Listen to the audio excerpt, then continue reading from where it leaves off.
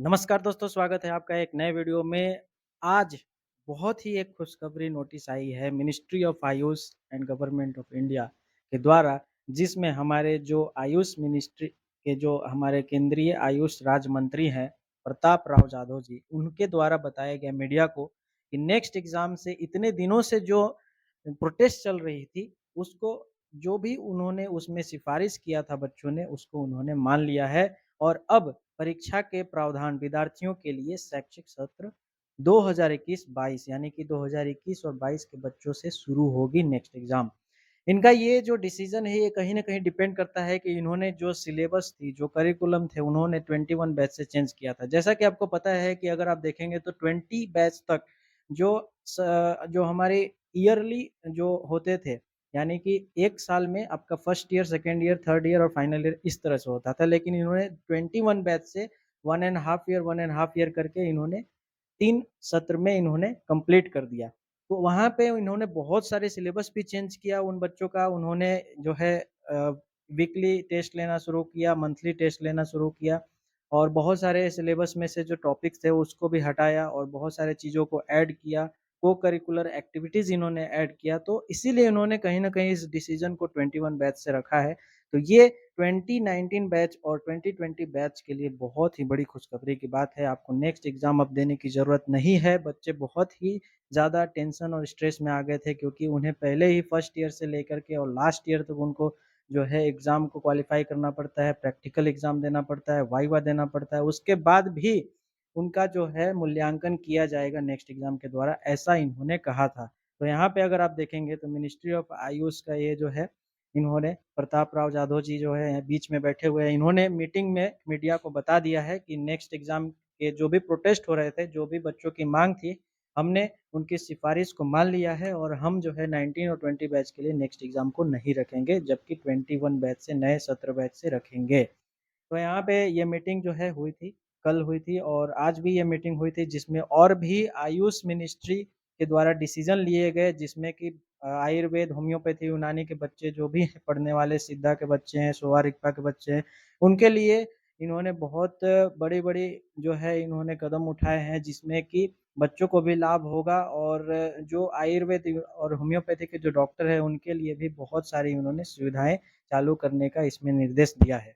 अगर आप यहाँ पे देखेंगे, तो इस मीटिंग में प्रताप राव जाधव जी मीडिया से बात करते हुए उन्होंने बहुत सारी बताई, जिसमें से जो उनका मेन जो डोमिनेटिंग टॉपिक था, वो था कि नेक्स्ट एग्ज़ाम जो है, वो 19 और 20 बैच के लिए कैंसल कर दिया गया है। तो ये सभी उन बच्चों को धन्यवाद करना चाहिए, जिन्होंने अपने समय को निकाल कर के और प्रोटेस्ट किया, उन्होंने हार नहीं माना।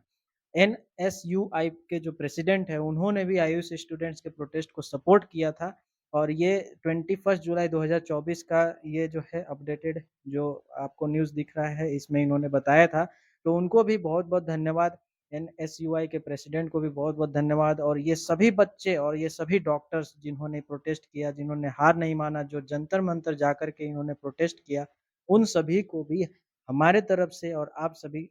उनको धन्यवाद देना चाहिए।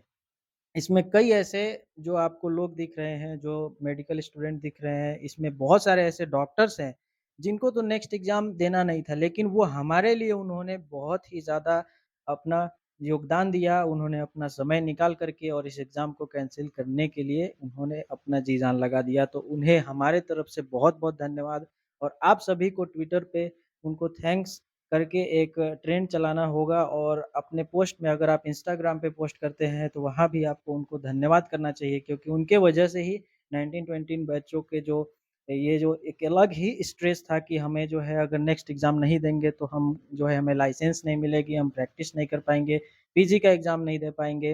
तो ये सभी चीज़ें, ये स हमारे जितने भी आयुष के स्टूडेंट थे, उनके प्रोटेस्ट की वजह से, उनकी निरंतर प्रयास की वजह से ये हमें मिला है, तो हमें उनको धन्यवाद करना चाहिए। और दूसरी जो आयुष मिनिस्ट्री के जो हमारे प्रताप राव जाधव जी जो हमारे मंत्री जी हैं, उन्होंने कहा है कि 10 new AYUSH institute to open in next 5 years announces MOS health Pratap Rao Jadhav, ठीक है? तो उन्होंने बताया है कि अभी 10 नए ऐसे आयुष के इंस्टीट्यूट खोले जाएँगे। मतलब इनका कहना का मतलब ये है कि अभी दिल्ली में जो all India institute of Ayurveda है, गोवा में जो all India institute of Ayurveda है और जो नेशनल इंस्टीट्यूट ऑफ जयपुर जो आयुर्वेद का है, वैसा 10 और नए आयुष इंस्टीट्यूट खुलेंगे। तो आप सभी बच्चों के लिए बहुत ही ज़्यादा खुशखबरी की बात है कि जो भी बच्चों ने नीट का एग्ज़ाम दिया है, वो इन बड़े से बड़े जो अच्छे कॉलेजेस हैं, जो इंस्टीट्यूट है आयुर्वेद, होम्योपैथी के, वहाँ पे आप जो है नामांकन करा के वहाँ पे आप एडमिशन ले सकते हैं। तो जो प्रताप राव जाधव जी उन्होंने बताया है कि emphasized that his government is committed to fulfilling the Prime Minister's ambitious effort to bring Ayurveda to every household। तो हमारे जो प्रधानमंत्री श्री नरेंद्र दामोदर दास मोदी जी हैं, उनकी एक जो सपना है, उनका जो ड्रीम है कि आयुर्वेद को हम घर घर तक पहुंचाएं और आयुर्वेद को कहीं ना कहीं हम एक मेन स्ट्रीम में लाने का प्रयास करें। तो उनका भी उस प्रयास की मदद के लिए उन्होंने कहा है कि 10 नए आयुष इंस्टीट्यूट को हम खोलेंगे, यानी कि all India institute of Ayurveda जो दिल्ली में है, वैसे 10 और इंस्टीट्यूट खुलने वाले हैं। तो ये किस स्टेट में खुलेंगे अभी उसकी कोई इन्फॉर्मेशन नहीं है। अगर इन्फॉर्मेशन आती है तो मैं आपको बता दूंगा। उसके लिए आप इस चैनल में नए हैं तो चैनल को सब्सक्राइब जरूर कर ले और नोटिफिकेशन बेल को जरूर दबा दें। Jadhav inspected the entire campus and reviewed the facilities and the treatments being provided to the patients, the Ayush ministry statement से, ठीक है। उन्होंने सभी जो है अलग अलग जो हॉस्पिटल है, कॉलेजेज है आयुर्वेद होम्योपैथी के, वहाँ पे अलग अलग क्या फैसिलिटीज और होनी चाहिए उसको उन्होंने रिव्यू एक बार किया है कि क्या क्या फैसिलिटीज है, क्या क्या ट्रीटमेंट्स के जो प्रोसीजर्स है, जो शेड्यूल्स है, उसको हम किस तरह से और इम्प्रूव कर सकते हैं और उसको अच्छे तरीके से हम जो है पेशेंट को अच्छे ठीक करने में उसमें मदद ला सकते हैं, उन्होंने ये भी डिस्कस किया है। तो ये कहीं न कहीं बहुत ही खुशखबरी की बात है। आप सभी को उन बच्चों को भी धन्यवाद करना चाहिए जिन्होंने ऑनलाइन के माध्यम से, जिन्होंने बहुत ही ज़्यादा व्हाट्सएप ग्रुप के द्वारा, टेलीग्राम के ग्रुप के द्वारा प्रोटेस्ट में अपना योगदान दिया और फिजिकली जाकर के जंतर मंतर पे उन्होंने प्रोटेस्ट किया। उन सभी बच्चों को हमारे तरफ से बहुत बहुत धन्यवाद।